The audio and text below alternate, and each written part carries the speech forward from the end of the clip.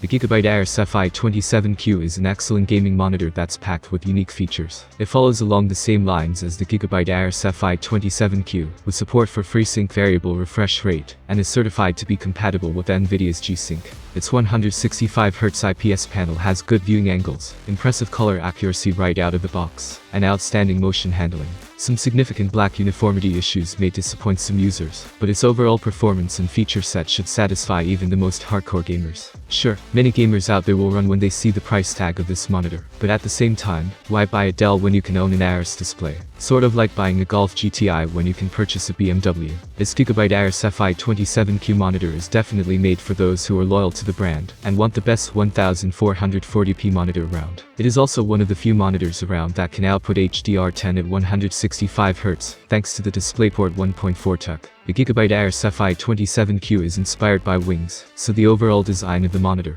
includes a lot of fin-like grooves and flare. Most important of all, the main attractions of this monitor are at the back of the display. Gigabyte has included 4 RGB points of interest, including the logo that lights up, as well as 2 wings on each side of the back panel. There's also a strip of lighting on the display's arm. On the front of the display, there isn't much going on, which gives the giant 27-inch panel its time to shine. There is the AORUS logo that doesn't light up and a small LED to show the power state. The stand on the monitor is pretty neat too. It takes up very little space, which is great for storing gaming equipment under the panel. There's a large hole where cables can be fed through for neater cable management too. It doesn't have the best cable management I have seen on a monitor, as the wires are still out in the open, but it is not an issue. The stand is quite sturdy with no wobble at all. The display is extremely versatile when it comes to its movement. The panel can slide up and down 13 centimeters of 5.1 inches. I could completely rotate the panel too from a landscape position to a portrait mode. It also tilts up and down from a -20-degree position to a +5-degree position. It can also swivel left to right 20 degrees on both sides. The general movement of the display was easy, and I never had to apply any strength in order to move the panel up and down or rotate it.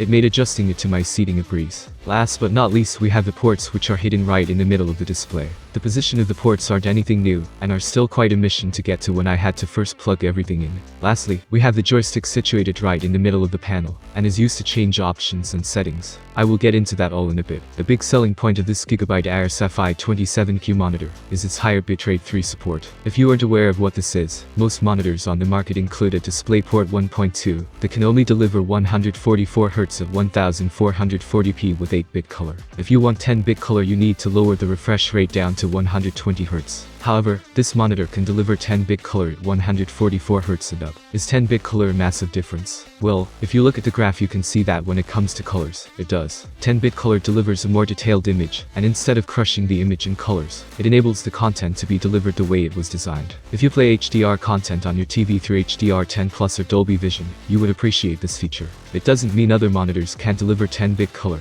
It just means they can't do it at 144Hz or 165Hz like this Gigabyte AORUS FI27Q. With that out of the way, I need to stress that the Gigabyte AORUS FI27Q often felt like the complete package when it came to its features. It has a fantastic refresh rate and all the bells and whistles you would need from a monitor in this day and age. It also felt well-rounded for both PC and console. Given that both the Xbox Series X or S and PS5 boast 120Hz support, this monitor would be a viable option for most gamers out there. Speaking of adaptive sync, ideally, you would want to use this display with DisplayPort for the best output on PC. However, if you're looking to play on a console, then keep in mind the monitor only has HDMI 2.0, so it will cap at 144Hz and 1440p. It also only supports AMD FreeSync through HDMI. In terms of the resolution, on a PC you can enable a 4K resolution of 3840 by 2160, but it downsampled the image to 1440p. This comes in handy for games and apps that don't support 1440p. Keep in mind that this downsampled resolution is then capped to 60Hz. On the technical side of things, the Gigabyte AORUS FI27Q delivers a well-rounded experience. SDR brightness peaked at 404 nits in a 100% window and maintained that level throughout testing.